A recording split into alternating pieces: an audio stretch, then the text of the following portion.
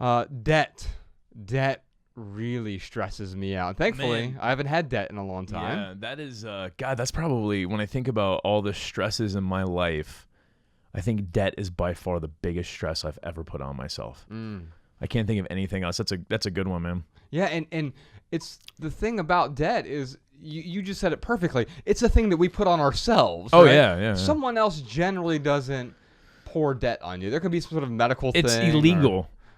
For someone to, here, Josh, I just bought you a house. Here's the deed. You're $400,000 in debt. Just grab your hand, Merry Christmas. make you sign it. Right.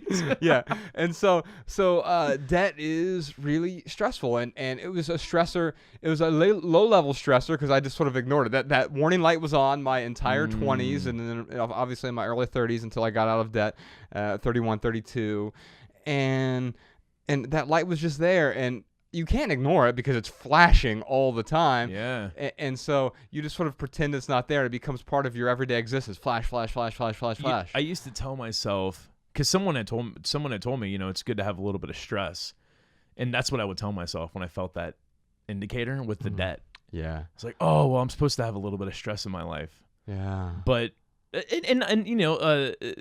are the majority of the people living in the United States are in debt. So, I'm not saying that if you have debt, it's this is such a touchy subject for me, man. Because what I want to say is yes, we put it on ourselves. Yes. And the amount of debt that I had that was giving me anxiety, it was too much debt. Yeah.